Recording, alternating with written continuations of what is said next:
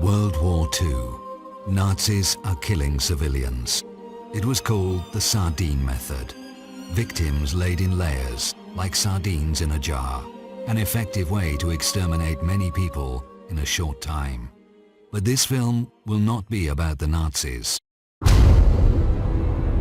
Hands tied behind the back. An expertly aimed shot in the neck. And the fall into a huge mass grave. These people were not killed by the Nazis. They were killed by one of the Allies, the Soviet Union. The Soviet Union was killing people in this way for many years, both before and after it joined the Allies. These victims had no memorials. They were buried in anonymous mass graves. The murderous power that killed them and the powers that collaborated with the murderer were never actually prepared to talk about them. The memory of millions of innocent victims was erased from history.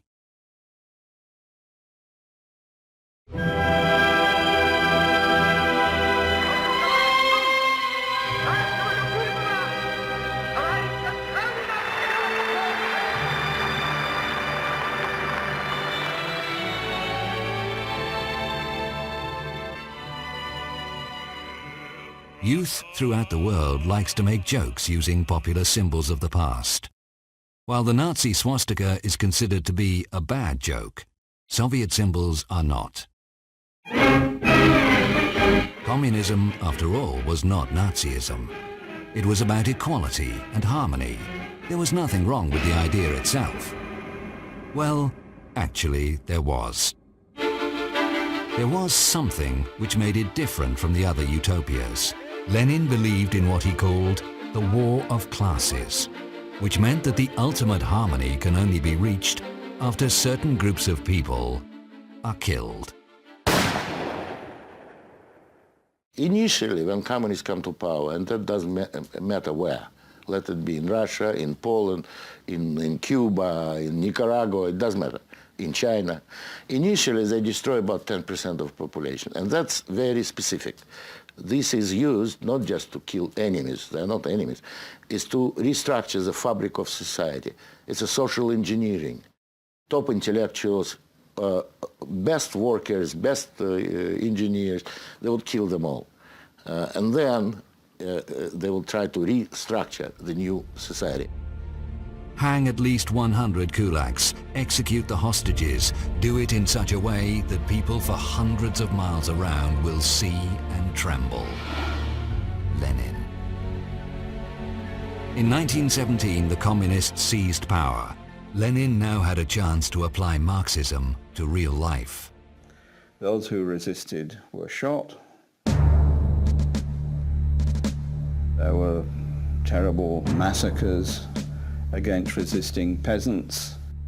And again, nobody knows exactly how many people died, but we're talking about 10 million or more. But even the most ruthless terror could not break popular resistance, particularly in the ethnic republics, where communist terror was entwined with national oppression, as it was in Ukraine. On September the 11th, 1932, Stalin wrote to his associate Kaganovich, "The situation in Ukraine is very bad. If we don't take steps now, we may lose Ukraine." Several meetings of Stalin's inner circle resulted in a plan of action. It was an horrific plan. In that winter, 32 to 33, all food supplies in the Ukraine were taken away. A huge cordon was created so that nobody could leave. Initially, people didn't die. Leftover supplies of grain and vegetables kept them alive. But this was not part of Stalin's plan. So he ordered NKVD to confiscate all grain, all food from these areas. By doing that, he knew he's condemning them to death. картошку, свеклу, это самое, капусту, соленая капуста в бочке, с бочкою. Когда забираешь, садить же нужно. Нужно посадочку, никто не забрать, и все.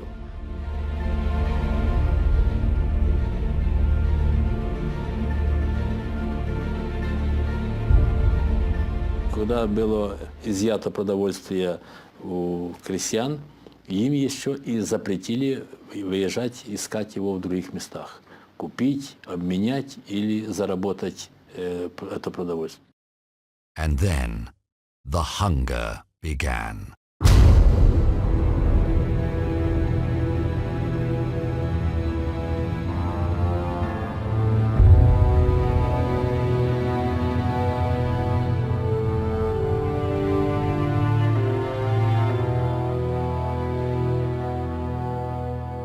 Они умирали.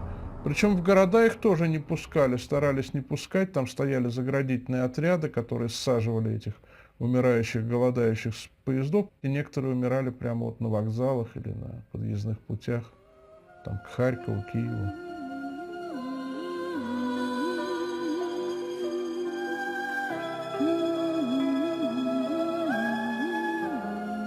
Ukrainians were dying torturously slowly. Children cried agonizingly for bread. Many lost their sense of fear. They went to the NKVD-guarded fields to collect single ears of grain. They were shot on the spot. But most of the victims died slowly, at home. Special NKVD units raided people's homes to collect the dead bodies. They received 200 grams of bread for every dead body they delivered.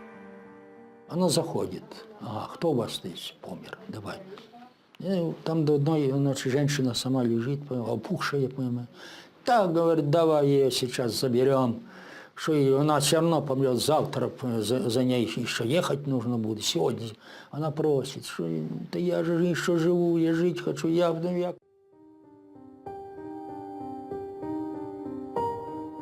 Скинули з вода.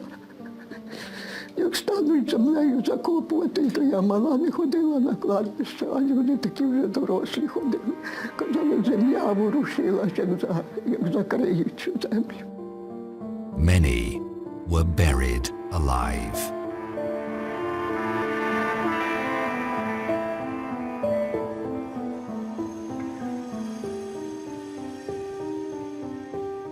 Это для меня место святое, потому что здесь лежат жертвы Голодомора, в том числе и мои близкие родственники, в частности, моя бабушка.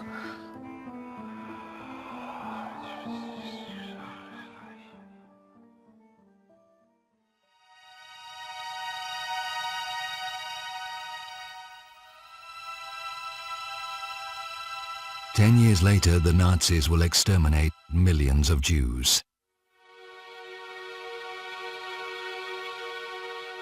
They will take away their gold, melt it down, and deposit the bars in Swiss banks.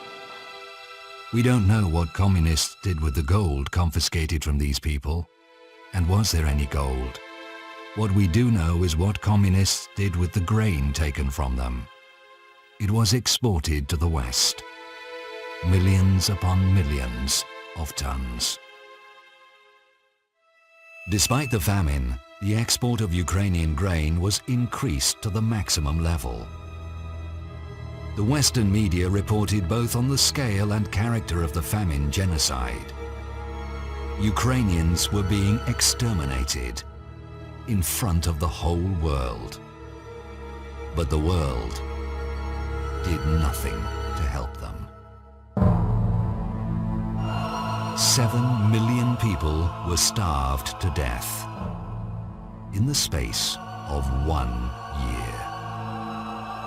Mankind has never seen a more efficient extermination program than the one in Ukraine during the winter of 1932 and 33.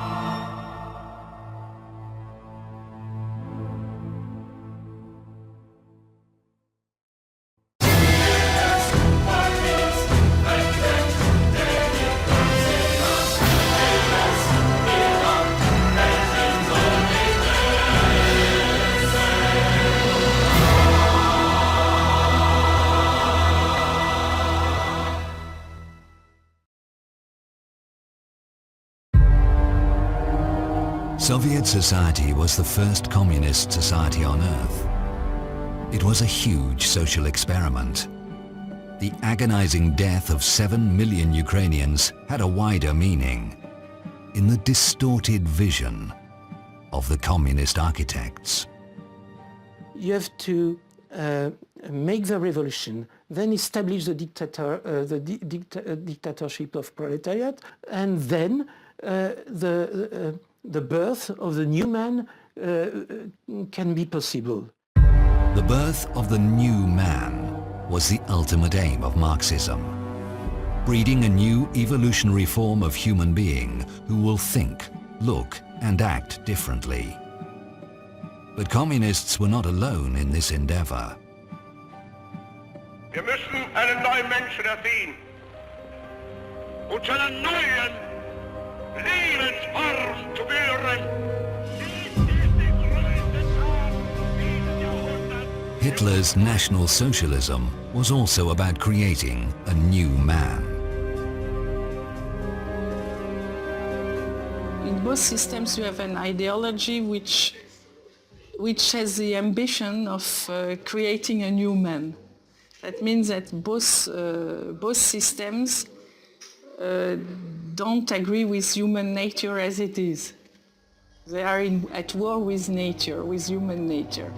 This is the root of totalitarianism. And you find it both in Nazi. In Nazi it's an ideology based on false biology, and communism is based on false sociology. But both systems have an ambition of being scientific and resting on a scientific basis. The main scientist of Nazism, Alfred Rosenberg, confessed to the Nuremberg Tribunal that Hitler had misused the idea of National Socialism. Indeed, the idea, in the Nazi view, wasn't so bad after all. Healthy, beautiful, blonde and happy people.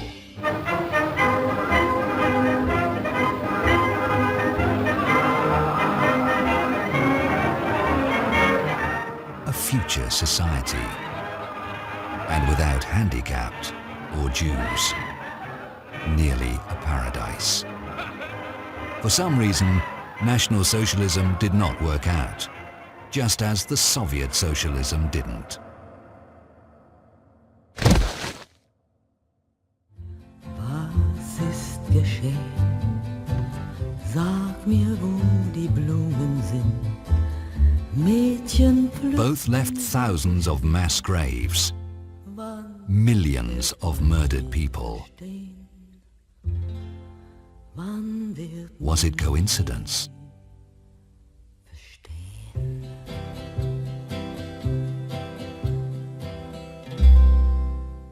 I don't think many people know that only socialists publicly advocated genocide in the 19th, 20th centuries. I think that's a very little known fact, and it seems shocking if you mention it. I've lectured on it here and in other universities, and it's always greeted with a sense of shock.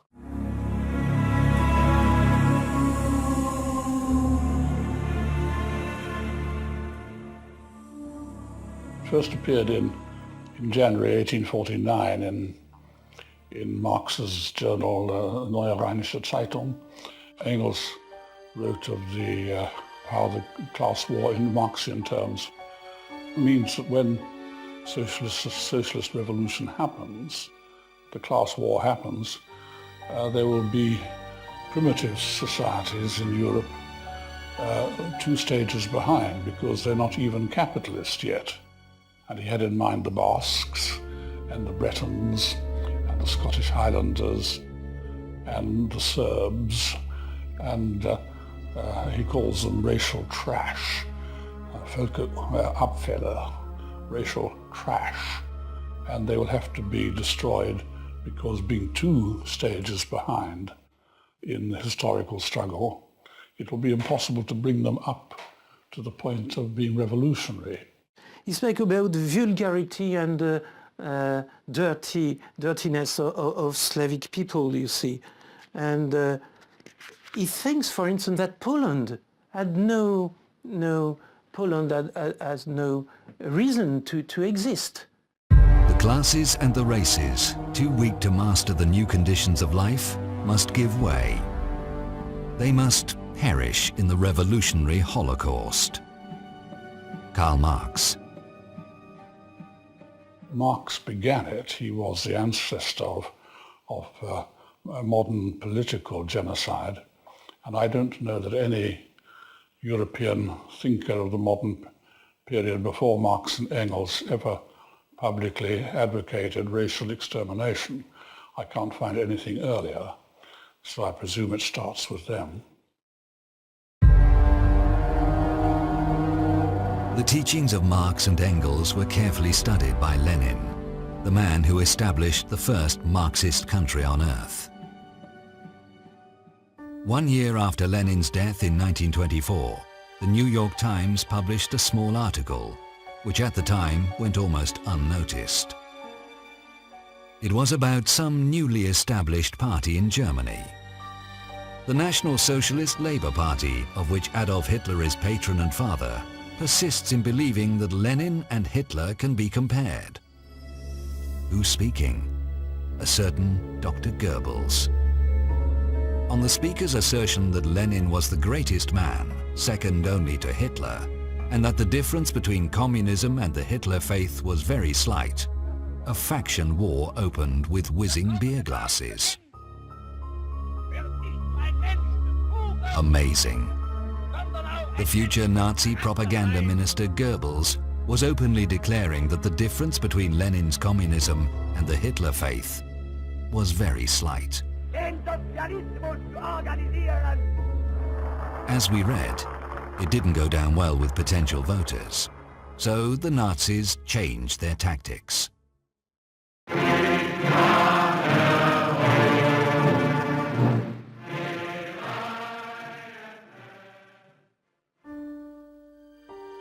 Their early campaign posters quietly disappeared. They never again publicly stressed their resemblance to communists. In the inner circle, however, the Nazis and Hitler were more outspoken. Hitler often said that he had learnt a great deal from Marxism, from reading Marx, I mean. The whole of National Socialism is based upon it, he said, meaning doctrinally based.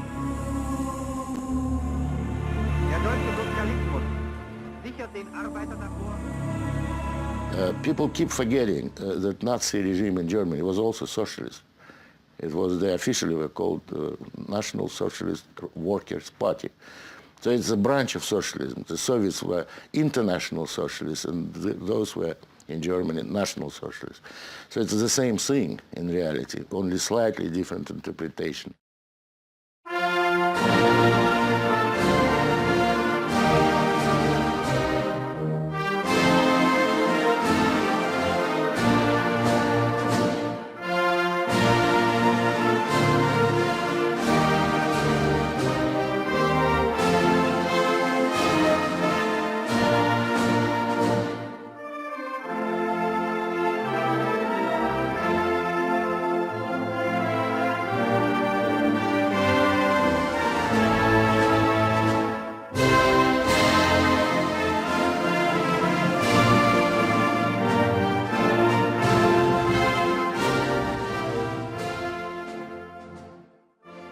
Part of the left went to Hitler. At least in France, part of the socialists went to became advocates of Hitler.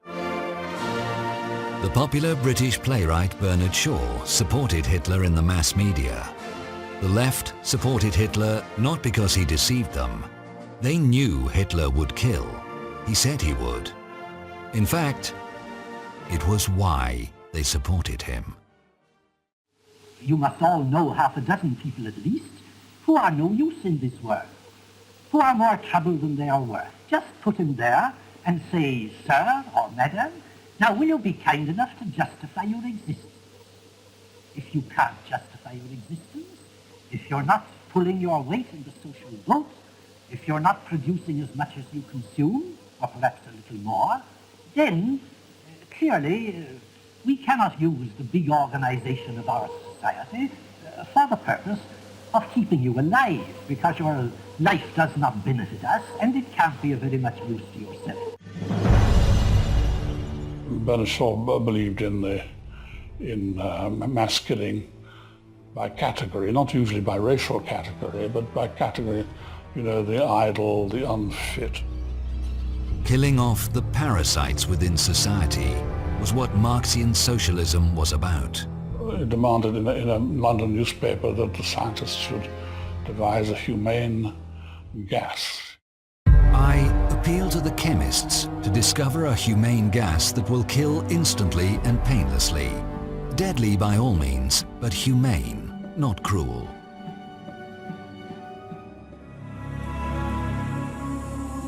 After 10 years, such gas will be discovered. It will be called Cyclone B.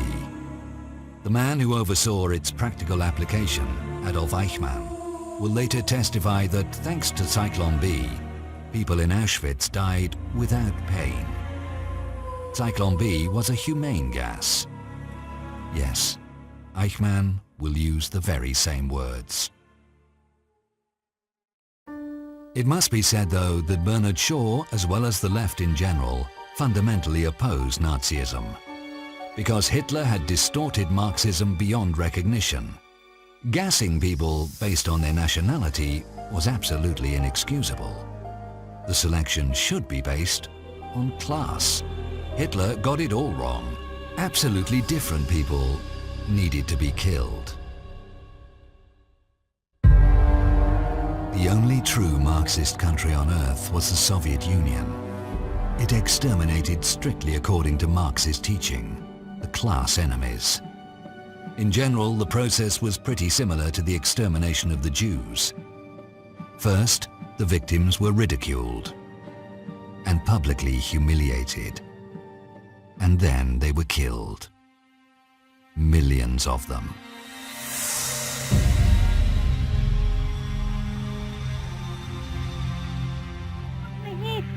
Ведут сейчас с нами вместе разоблачить и еще можем больше разоблачить, которые остались. Никто не стесняйтесь, не бойтесь.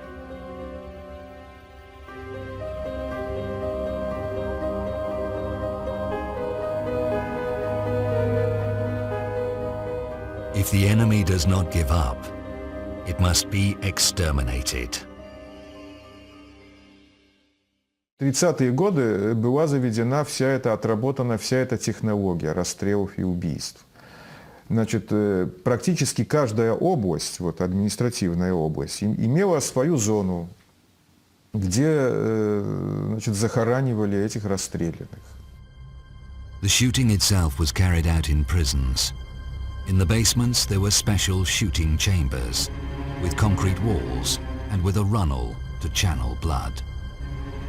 Человека вели по коридору в красный уголок, в красном уголке последнее, сличение персональных данных. Он должен был назвать свою фамилию, имя, отчество. Потом, его выводили, заводили в эту комнату. И как только он переступал порог, он получал выстрел в затылок из пистолета. Yes, people were killed by a bullet in the head. We know that usually they were killed by bunches of, between 100 and sometimes, several hundreds every, night. Then the corpses were loaded onto trucks, driven out of towns and buried in nearby forests and parks. This is Bukivina forest near Kiev. The elderly people will never forget the trucks, which were driving here during the night. Blood was dripping from them en route. Only after 50 years the relatives were allowed to come here. They created this memorial where monuments are trees. Each tree in this forest is banded with a scarf in memory of the innocent victims who were brutally murdered and dumped into mass graves here.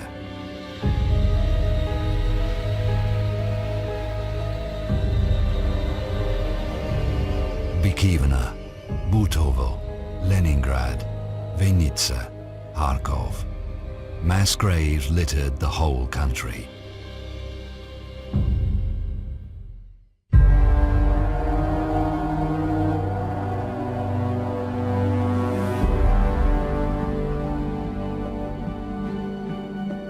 A whole generation of children lost their parents and became homeless, or so-called besprizonnya.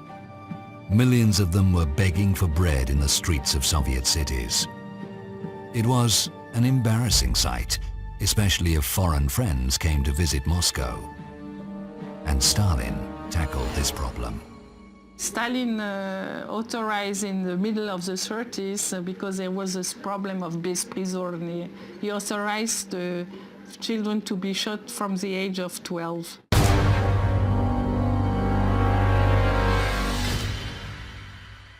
People were being shot day and night throughout the biggest country in the world. Stalin even got to the point of killing people by random, by quotas. Let's say 100,000 in Tambov district. Okay, that's it. Whoever they grabbed and shot will be fulfilling quota. They wouldn't care about names. Then after the quotas were fulfilled, the local authorities would report to Stalin, to Central Committee, and asked for additional quotas. Хрущев просил, лимит, вот, значит, там, что-то ему там разрешалось, что-то 7 или 8 тысяч врагов народа. Он просил, дайте мне лимит на 17 тысяч. An additional quota will be given, and after fulfilling, they would again ask for additional quota, and so it will go in circles. It was like mincemeat machine, you know, it was just killing and killing and killing. Сталин, как человек, у которого весь в крови, я все это видел, его резолюции, когда пачками он подписывал вместе с Молотовым, Ворошиловым, Кагановичем, Ждановым. Это самая пятерка была инициативная. Молотов всегда добавлял заменить 10 лет на расстрел. Пачки.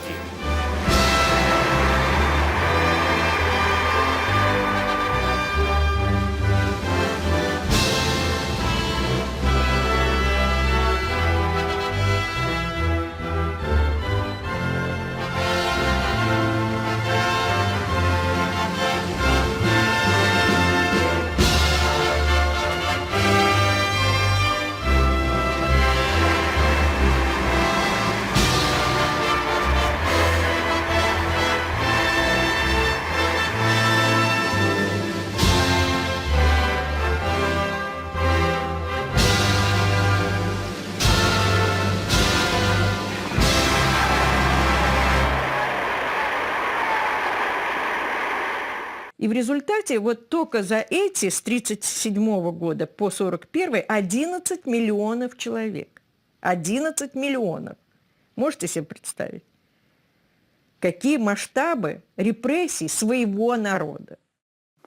And I don't think the world, certainly Europe, has never seen that sort of murderous killing, either in numbers or in nature. There was a man in Europe who was closely following the situation in Russia, Hitler. To kill millions of people in such a short time was truly remarkable. Holocaust was as yet only an idea in Hitler's head. Hitler, dig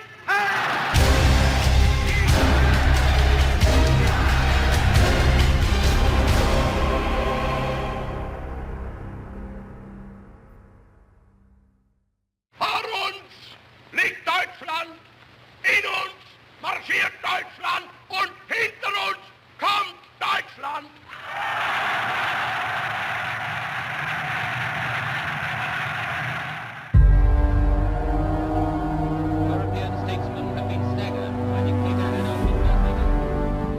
Hitler's distorted vision of the world began to take a real shape. He annexed Austria, occupied Czechoslovakia. It became clear to everyone, to avoid a global catastrophe, Hitler had to be stopped. But Stalin refused to join the anti-Hitlerian coalition. Their idea was to destroy old order in Europe. And that was Stalin's big idea. Let Hitler be a bad guy. He will go and destroy all the order in Europe. There will be no parliaments, no trade unions, no armies, no governments. And then Stalin will come as a liberator. Millions of people will be sitting in concentration camps, hoping for someone to liberate them. And Stalin and the Red Army will come as a liberator. That was his plan. But Hitler had neither the resources nor the secure rear borders to wage a large-scale war. So, on August the 23rd, 1939, Hitler and Stalin sign a pact which provides Germany with a secure eastern border and huge supplies of strategic resources to be provided in later economic agreements. On August the 24th, the Nazi Foreign Minister Ribbentrop reports to Hitler on his visit to Moscow. Hitler rejoices. Now he has everything he needs to start the World War. September 1st, 1939, Hitler attacks Poland from the west. Poland is desperately resisting the Nazis. But then, on September the 17th, Poland is unexpectedly attacked from the east by the Soviet Union. Действия, которые совершило советское руководство, отдав приказ о вторжении на территорию Польши, согласно всем нормам международного права, не могут расцениваться никак иначе, как, так сказать, совершение агрессии. The Luftwaffe's bombers were attacking Polish cities, and the Soviet radio transmitter in Minsk guided them to their targets.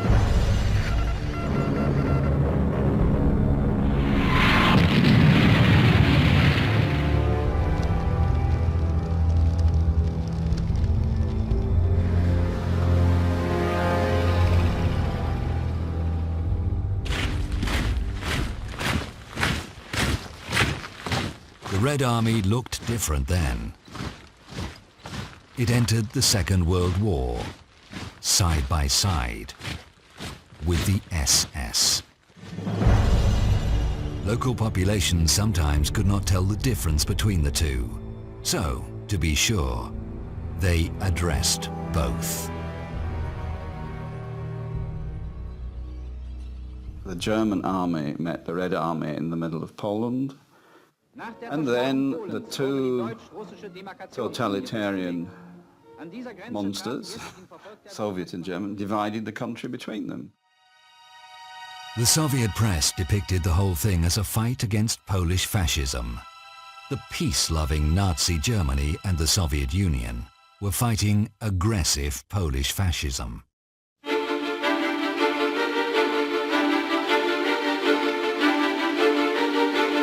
What the world did not know was that both dictators had agreed on more than Poland.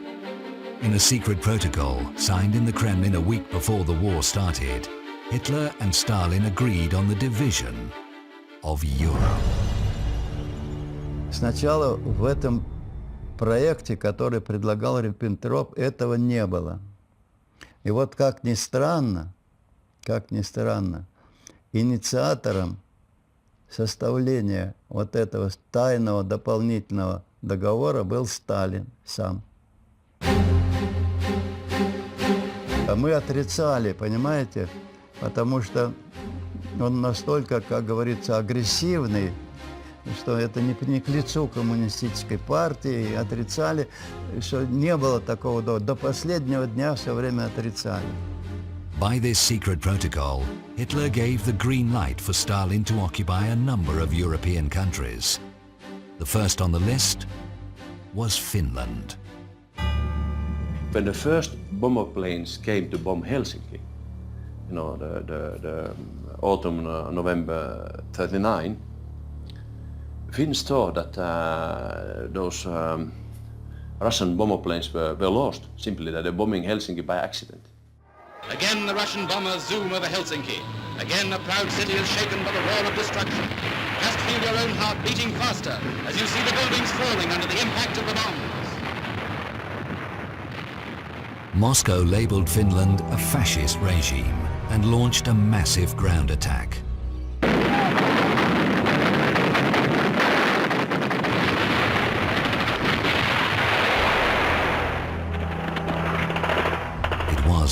disaster. Russians lost 1/3 dead, frozen and wounded. Tiny Finland was miraculously holding back the world's largest army. But it was at an enormous cost. My father lost 4 of his brothers in that war. 4. That's a lot in one family. That was the price we paid, that we did not have a democratic society next to us. Finland's flag is still flying.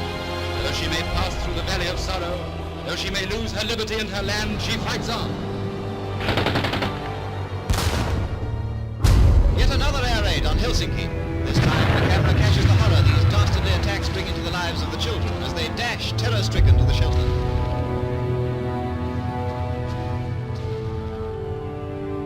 People cowering against a wall for safety from aerial death. This is the mark of warfare against women and children.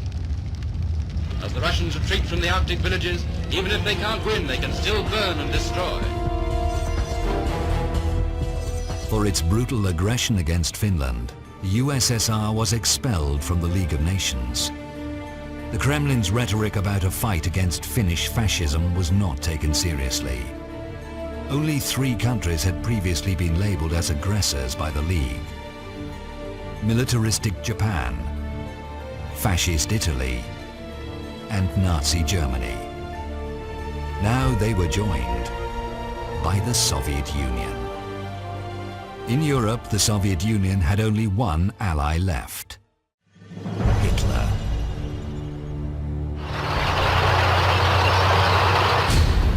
Hitler launched his blitzkrieg in the West. Nazis occupied Denmark, Belgium, Holland, Luxembourg. Norway was invaded with the direct help of the Soviet Union. Stalin provided the Nazis with a Soviet naval base near Murmansk, from which Hitler launched his attack on Norway. Когда было принято в Берлине решение о прекращении использования этой базы, то было направлено соответствующее благодарственное письмо адмирала Рейдера наркому военно-морского флота Кузнецову с выражением большой благодарности за услуги, оказанные германскому военно-морскому флоту. Stalin wrote to the Nazi Foreign Minister Ribbentrop, "The friendship between Germany and the Soviet Union was sealed by blood." Apparently, he meant the blood of the Soviet and Nazi victims. And friendship it was. Soviet and Nazi officers were meeting and discussing the progress of the war. This is December 1939. The progress was good, and the prospects looked even better. There was reason to celebrate.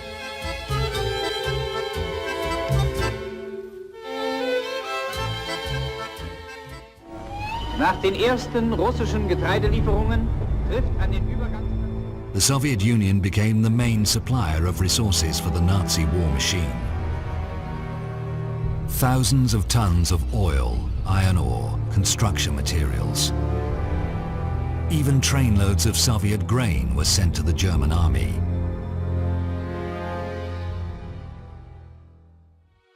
Soviet citizens were starving, but their government was sending food to Hitler.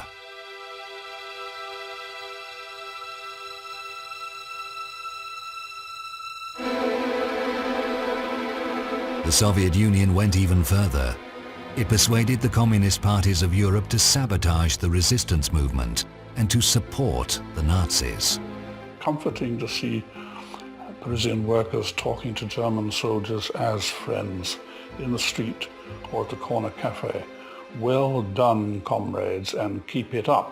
Even if it displeases the middle classes, the brotherhood of man will not remain forever a hope. It will become a living reality. That is the French Communist Party in July 1940.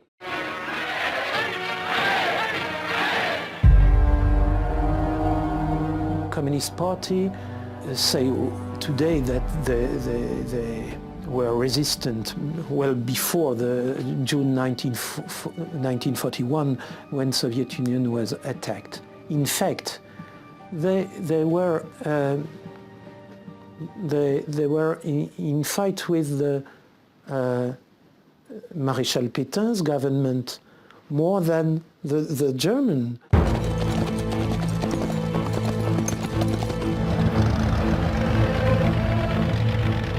In June 1940, Hitler crushed France. Stalin, meanwhile, occupied Lithuania, Latvia and Estonia. The only country in Europe still resisting Hitler was Great Britain. If Great Britain goes down, the Axis powers will control the continents of Europe and Asia and Africa and Australasia and the high seas. And they will be in a position to bring enormous military and naval resources against this hemisphere. The US President Roosevelt regarded the Soviet Union as an Axis power. It was evident to everyone, Stalin was in the fascist camp.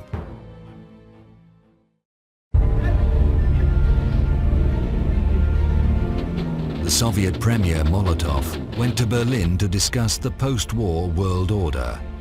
In der neuen Reichskanzlei wurde Molotow vom Führer zu einer längeren He arrived with a list of territories the USSR was interested in. While Hitler and Molotov were discussing it, the other Soviet comrades enjoyed the company of Goebbels, who must have talked about the advantages of Nazism, because it was the Soviet Premier Molotov and not Goebbels who warned the West not to fight Nazi ideology. More than that, in his address to the Supreme Soviet in the Kremlin, Molotov declared that fighting Nazi ideology was actually a crime. It was published in all the largest Soviet newspapers. Later, that page will disappear from the public libraries of the USSR, along with many other pro-Nazi statements of the Soviet government.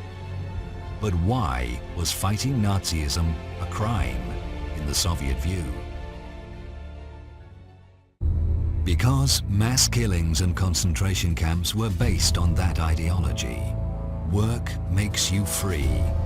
The Nazi camps. Work is an honor. The Soviet camps.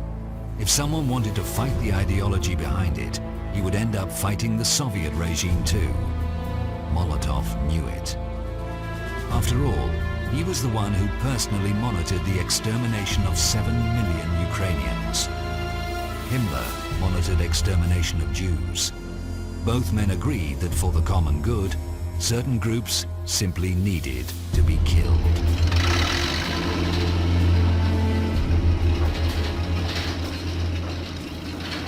Winston Churchill made no secret that to him, Nazi and communist ideologies were pretty similar. In his view, Nazism was a form of communist despotism. The hateful communist despotism, as Churchill called it in 1940, eventually won, with the help of the Allies. Here it is celebrated, the 60th anniversary of the Great Victory, an historical parade, no less historical than the first Soviet victory parade in World War II, together with the Nazis. Die kommandierenden Generale der deutschen und sowjetrussischen Truppen nahmen gemeinsam den Vorbeimarsch ihrer Formationen ab.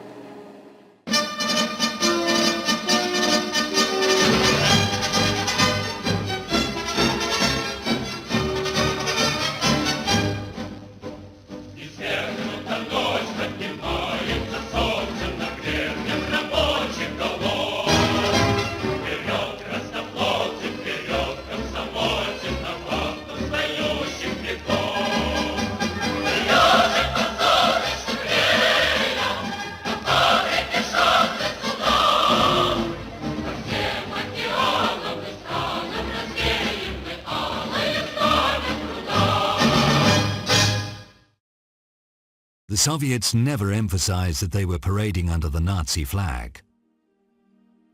Officially, Moscow portrayed itself as an epic anti-fascist fighter. Many people believed it. Many Jews fled to the USSR to be protected from Hitler. And then Stalin did something unimaginable. He rounded them up and delivered them back to the Gestapo as a gesture of friendship.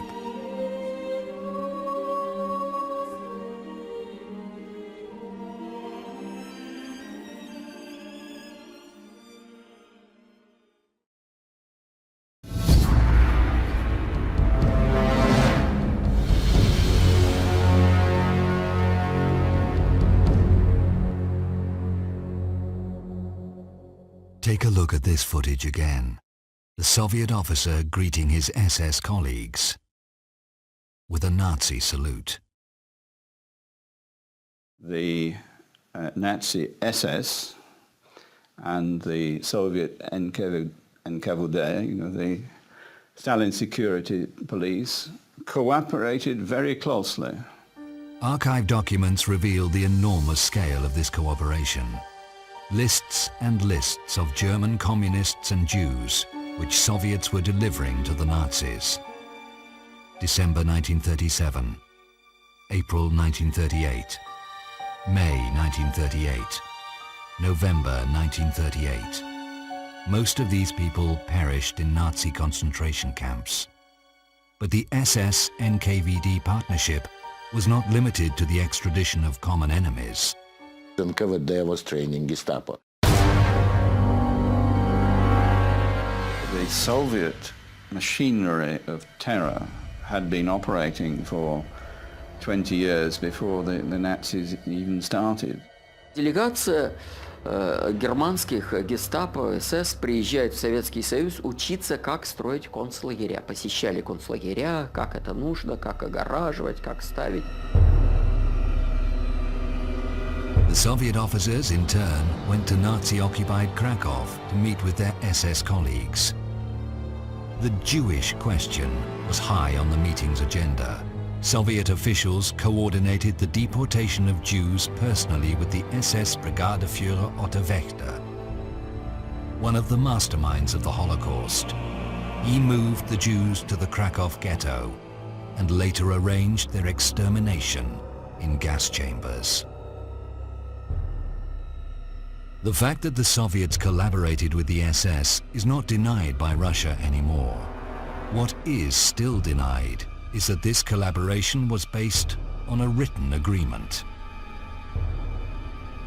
Это на немецком языке, да? Открой, пожалуйста. Вот подпись Берии. Это на немецком языке, да? Волмахт, что-то. Совершенно секрет. Перевод с немецкого языка. Рейхсфюрер СС, начальник Главного управления безопасности, Берлин, 3 ноября 1938 года. На основании этой доверенности мой представитель штандартенфюрер СС Генрих Мюллер имеет поручение подписать в Москве с руководством органов безопасности Советского Союза соглашение о совместной деятельности между НКВД и Генеральным управлением безопасности Германии, на которое мы возлагаем большие надежды, подчеркнуто 2 раза рукой Берии, связанные с укреплением мира и безопасности между нашими странами. Группенфюрер СС Гейдрих, подпись. Мамулов. Мамулов, да? Мамулов это да. самое. Здесь приобщите к основному документу Лаврентий Берия. Подпись личная. This document was smuggled out of the presidential archive in Moscow by one of its workers. It was shown on Russian television.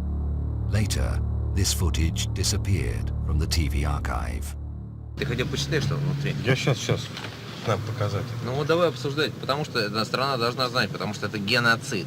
То есть 20 миллионов жизней отдали за то... Unlike the official Kremlin, the former Soviet officials who had access to the Central Committee, now Presidential Archive, affirm the existence of such an agreement. Vladimir Karpov, former military intelligence colonel, 2 times hero of the Soviet Union, member of the Central Committee, the top Soviet Leadership Council, convoys bringing in the entire Politburo and party bosses from every corner of the country. This man, Vladimir Karpov, said that so many problems had now mounted up that the way things were run had to be changed.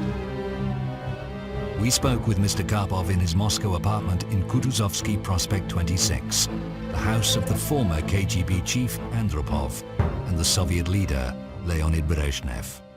Был заключен тайный договор между КГБ и НКВД, тогда называлось НКВД, и Гестапо о сотрудничестве. Тоже меня, значит, обвинили, что это чепуха, и такого не могло быть. Мы интернационалисты, мы не могли, значит, заключить такой договор. Вот это совершенно противоречие между тем, что сталинский режим – преступный режим, а во внешнеполитической области вроде и не преступный. Понимаете, тут, если он преступный режим, он во всех областях действует преступно, в том числе и во внешнеполитической. И это надо признать раз и навсегда. But Moscow does not accept it. It does not accept the criminal nature of the Soviet regime. Any documents revealing it are usually declared fake, like the secret protocol dividing Europe. Interestingly, in this case, the Kremlin's denial is supported by one Western historian, David Irving, more famous for his denial of the Holocaust. But why would he deny the authenticity of this agreement? We can only guess. A quote from the document. Органы НКВД возлагают на себя обязательство предложить советскому правительству программу по отстранению лиц еврейской национальности от органов власти, о запрещении использовать евреев и лиц, происшедших от браков с евреями в области культуры и образования. Вот подписи. Начальник Главного управления государственной безопасности Народного комиссариата Берия и представитель начальника Главного управления безопасности Германии штандартенфюрер СС Мюллер. Вот его подписи, вот печать. Sounds quite shocking. But what is more shocking is that in today's Russia, these actions of Stalin are still being justified at the highest level. The former defense minister of Russia, Igor Rodionov. Это была война, настоящая война. Это была война с еврейским фашизмом внутри государства. Rodionov is just one of many in Russia today who believe that helping Hitler to fight Jews in the 1930s was actually a noble fight against fascism. Jewish fascism, as it is now called in Russia. In 1939, Stalin sacked his longtime foreign minister, Litvinov. Дело в том, что Литвинов действительно был по причине своей еврейской национальности, крайне неподходящим для подписания любого пакта с Германией. And Litvinov was removed. The Soviet Foreign Ministry was surrounded by NKVD troops, tanks, and Stalin gave the order, clear out the synagogue, which is not a very nice thing to say. You would expect this from Hitler, but Stalin equally was capable of such prejudice. The exiled communist leader Lev Trotsky warned the world about Stalin's anti-Semitism and about the fact that Stalin and Hitler were colluding. Stalin's police, the GPU, has fallen to the level of the Nazi Gestapo. His outspokenness was becoming dangerous to the Kremlin. Trotsky was aware that his every speech could be the last. He knew that Stalin was after him.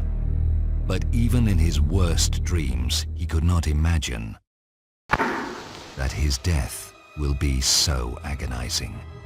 Stalin sent a secret agent to Mexico. He glided into Trotsky's house and smashed him in the head with an alpine axe. Trotsky fought for his life for 2 days and then died in horrible pain. In Stalin's time, critics of the Kremlin were not argued with. They were killed.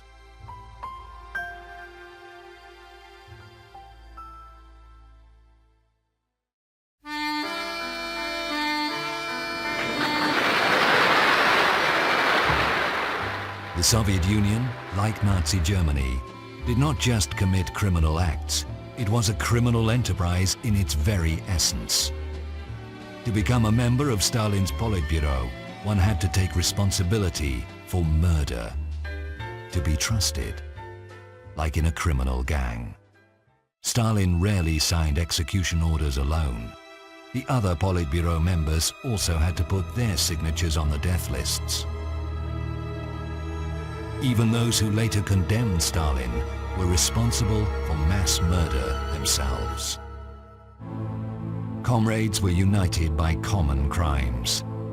There was no way back for them, but to commit new crimes.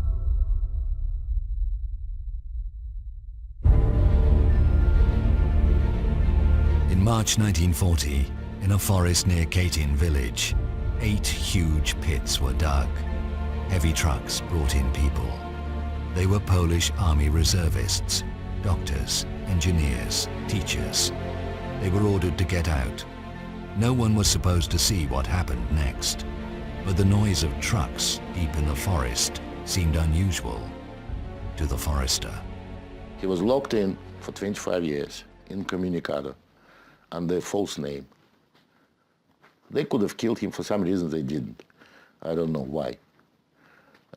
So they just kept him in jail, and that's very well known, documented fact. What did he see? He saw NKVD shooting them. A big hole, and NKVD shooting through the back of the neck. Each of them, the people were tied up with hands behind, on their knees, on the edge of that hole. Shot and kicked into the hole.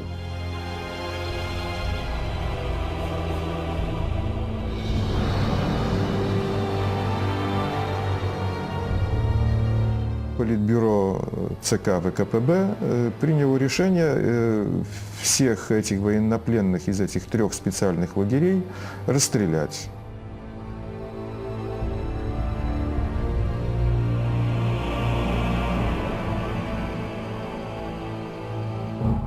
The Katyn massacre was the first mass execution of this scale in World War II.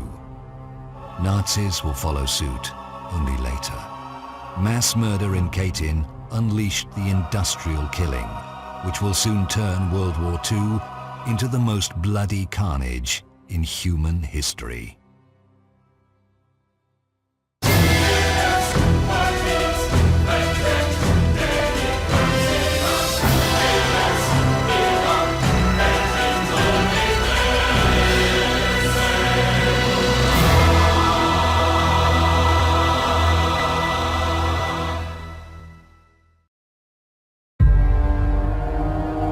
After Katyn, the Soviets carried out massacres on a regular basis. Riga, Tartu, Lviv, Minsk. Relatives could not identify many of the corpses. Horrific torture had made them unrecognizable. The Soviet Union, meanwhile, had become an allied power. The Soviet officers who pulled out fingernails, cut tongues, and perforated the skulls of their victims with nails were paid with Western aid. The British War Crimes Act gives them immunity from persecution in Britain, because war crimes, by definition, were committed only by the Germans. You ask, what is our aim? I can answer in one word: victory. Victory at all costs.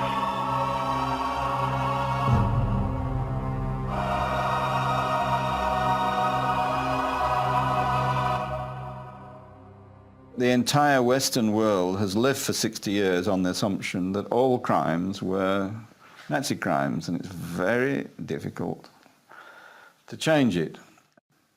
Whether Europe will ever come to terms with this criminal part of its past is difficult to know. Mass killing is mass killing. There should be no distinction between one side and the other. And yet there is.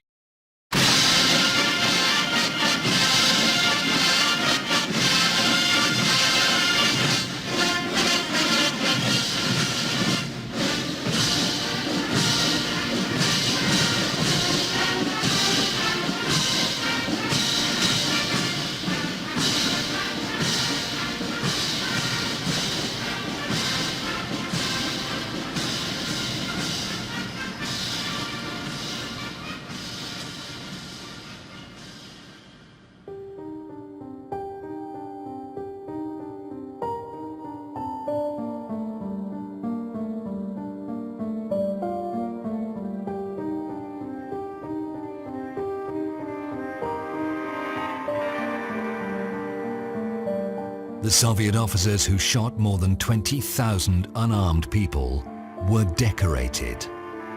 Майор Супруненко, который расстреливал в Катыни, получил тогда низший орден, который был, это знак почета, трудовой орден. Ну, там же работа же.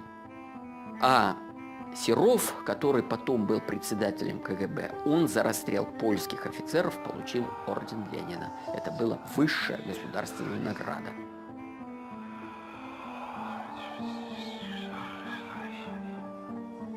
World War II left more than 27 million Soviet citizens dead. The Communist Party always tried to decrease that number. Why? Because only a fraction of them were killed by the Germans.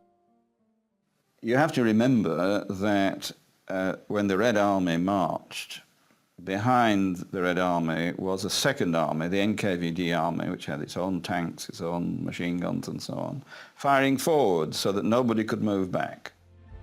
Когда пришли наши, то специальные части снимали жетоны с наших солдат. Viktor Baturin, chairman of the Russian Military History Association, tells the shocking story of how, after major battles, special Soviet units raided battlefields and tore the dog tags off the dead Soviet soldiers to make them unidentifiable.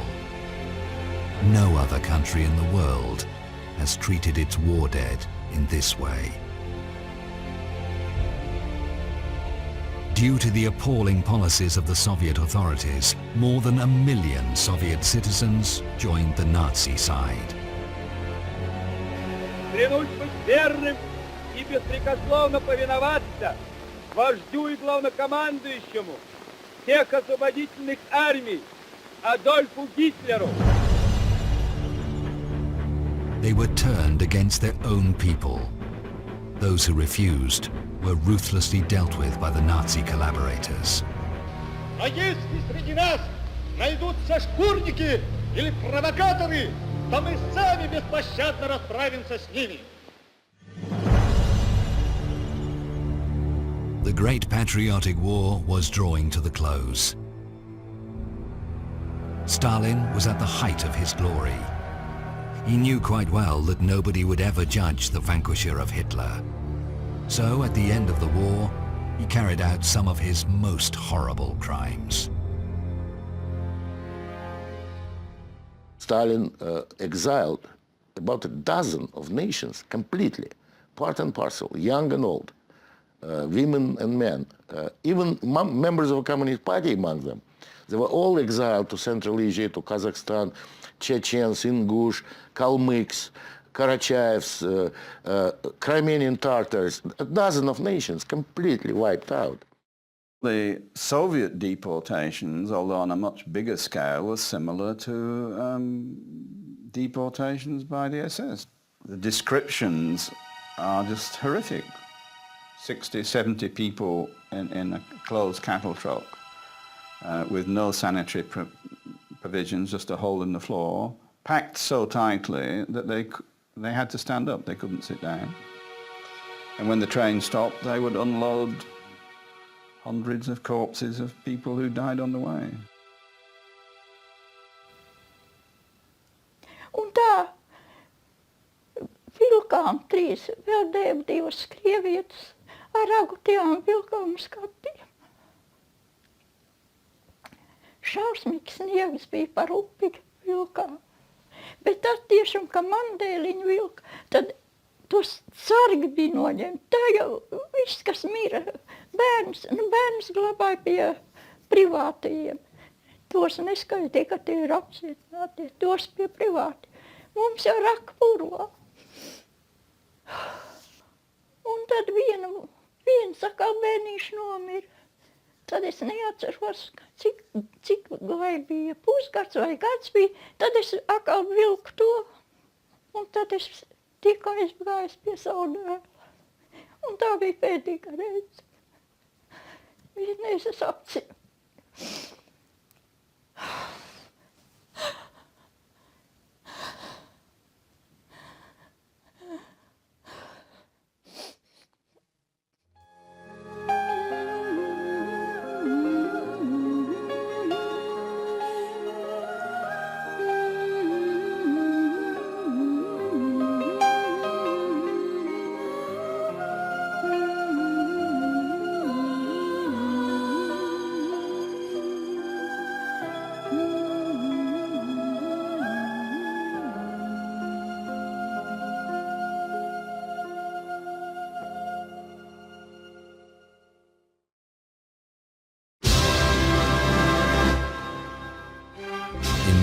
1945, the Allies defeated Hitler. This horrible film footage was shown in the West, a Nazi concentration camp after liberation. But only a few understood what they were actually seeing. The site was being cleared for new inmates. The Soviets did not destroy the Nazi camps. They continued to use them after the war. The agreement which Stalin made with the West affected the whole of Europe for the next 50 years. So although you can say the crimes are of the same order, the political outcome at the end of the Second World War quite clearly was very different for those two dictatorships. And it was also very different for the people of Western and Eastern Europe. The Soviet Union transferred a lot of ethnic Russians into the occupied Baltic countries. It was a clear violation of Geneva Convention, which forbids the transfer of civilians into the occupied countries. For example, in 1945, it was a case of my grandparents' family which were forced by Soviet officers at the gunpoint out of their apartments. Afterwards, the Soviet officers settled there with their families. The Kremlin strategically orchestrated ethnic cleansing in the Baltics, so that the Russian settlers became a majority in all the largest Baltic cities. Estonians, Latvians and Lithuanians were loaded onto cattle trucks and deported to Siberia. The tiny Baltic nations were brought to the brink of extinction. Deportations, executions and torture became the post-war reality for millions of people. Concentration camps were scattered throughout both Europe and Siberia. In many of them, horrific medical experiments were performed on humans. In Butugichag camp in Magadan, the KGB used thousands of prisoners as guinea pigs, experimenting with the human brain. Many of these prisoners were still alive during the experiments.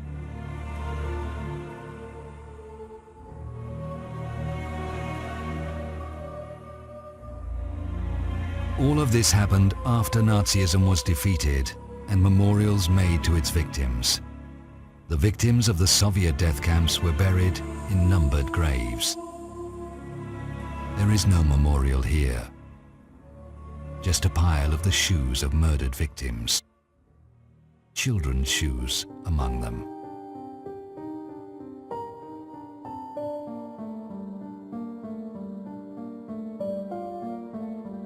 Feeling complete impunity, the post-war KGB terrorized the population, letting loose their most beastly instincts.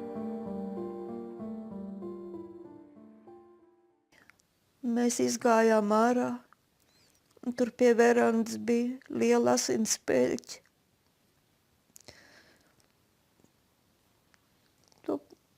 Tās asins savācām stikla burkā, jo tā bija mūsu tēva dzīvība.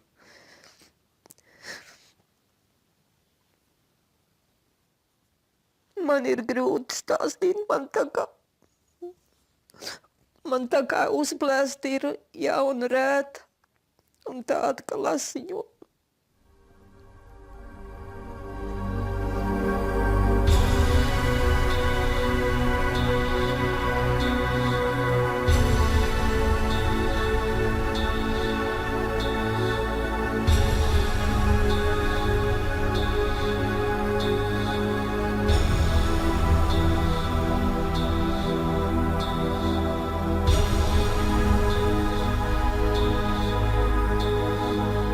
This was drawn by a KGB prison guard who had served for 33 years in the Soviet interior system. He was depicting his routine, everyday life.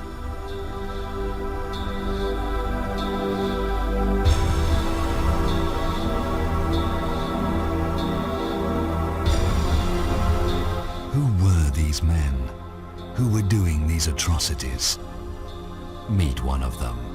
The notorious Jānis Dzintars. a KGB interrogator in the Soviet-occupied Latvia. He was particularly famous for his brutality towards women. The victims' testimonies paint an horrific picture of his interrogations. Female victims were beaten and tortured by several KGB officers continuously for 20 hours. Not everyone could endure it. The wife of Ernest Waltman, Veronika, was beaten and tortured by Dzintars and his drunk colleagues for 4 days. She finally committed suicide by hanging herself in the prison cell.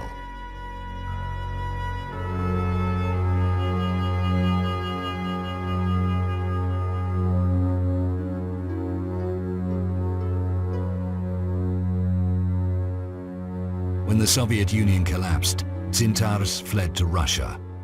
The Kremlin refuses to extradite him, calling him an honorable veteran.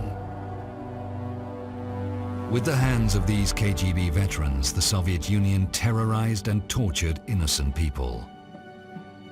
They were the ones who guarded death camps, where millions were exterminated and thousands used in horrific medical experiments. Many of these death camp veterans are still alive. Unlike their SS colleagues, they are proud of what they did. They are proud of the Soviet Union, which let them do it. Прежде всего следует признать, и об этом я уже говорил, что крушение Советского Союза было крупнейшей геополитической катастрофой века. Крупнейшей геополитической катастрофой века. Никому не хочется сознавать, что твои предки были преступниками банальными. Я думаю, в этом дело. I think that Russia, as a successor of the Soviet Union, is obliged to carry out a real investigation of all the crimes and the character of their system. And I think up to now they are not ready and not able to do it. Under Gorbachev and Yeltsin, the crimes of the Soviet Union were at least not advertised. Under President Putin, we see a very different approach. The idea that Russia continues, in a sense, in the footsteps of the Soviet Union, and any attack on the Soviet Union is an attack on modern Russia. The Russian identity has been shaped up by the sense of being parts of a big empire. When they lost the empire, they couldn't remain the same. Вот эта ущербность, национальное унижение, то, что в Германии было после Первой мировой войны, а у нас после распада, это огромная питательная почва для вот этих вот новых нацистов, понимаете? Это как раз то, что было и дало всплеск в Германии к фашизму.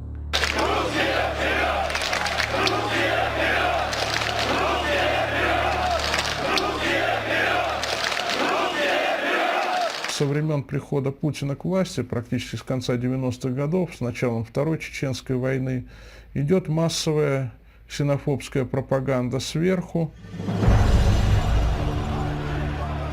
И у людей, в общем-то, появляется такая ненависть к инородцам, людям другого языка, другой веры, к другим странам. The former Russian defense minister Radionov again. Практически все российские СМИ работают против России и народа, так как находятся в руках еврейской мафии. And the next speaker is Mr. Rogozin of Russia. Mr. Rogozin, you have the floor. Я работаю в Федеральном собрании России. Mr. Rogozin led the Russian delegation in the Parliamentary Assembly of the Council of Europe, where he repeatedly voiced his concern about the rebirth of fascism in Europe. At home, his agenda was a little different. The pre-election clip of his party.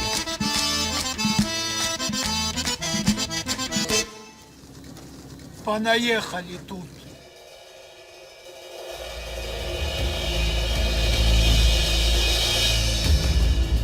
Подними и бери за собой.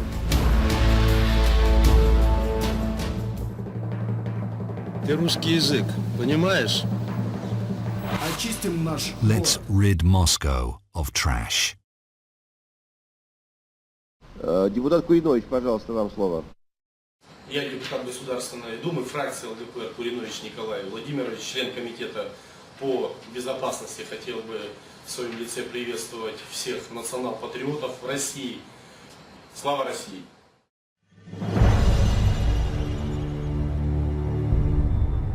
The Nazi salute in the Parliament of Russia.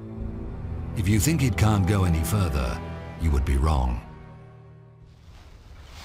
Нас арестовали русские национальные социалисты.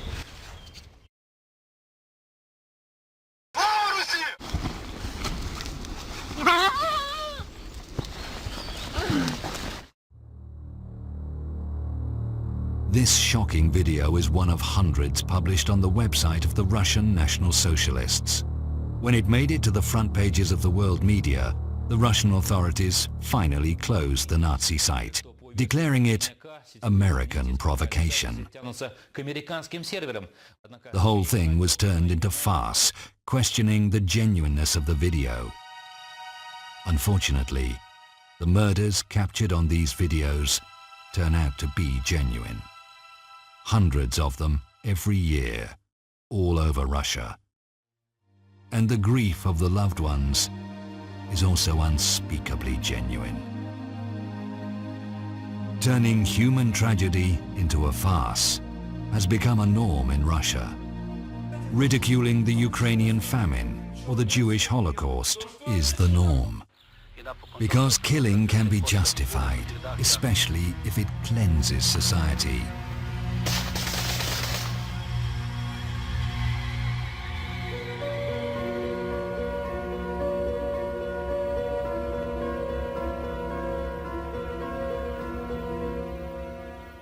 The killers become heroes. Mass murderers are decorated veterans.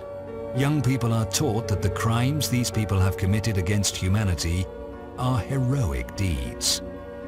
It is no surprise that these crimes are replicated.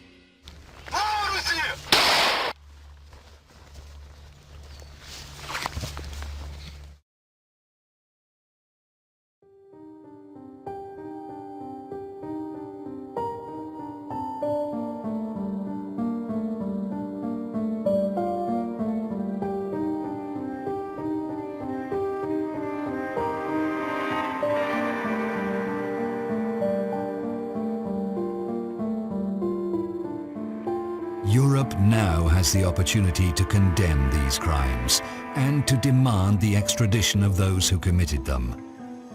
Yet Europe hesitates. Why? One knows what Europe, how we depend on Russian gas, petrol. So I think it's a political note. Well, we know exactly why Europe cannot oppose Russia on so many issues. Unfortunately, Europe continues ignore Soviet crimes, mass murders, while millions of the victims are neglected by Europe. There is an equal right for all the victims to see those who committed crimes, to see them tried and sentenced. But this is not how the world works. And for example, in the case of Katyn, it's now known very well the names and addresses of many of the Soviet officers who perpetrated those crimes, who shot people in cold blood. Yet if there was ever an investigation, those murderers should come to Great Britain because they'll be safe, because in this country it's not regarded as a war crime.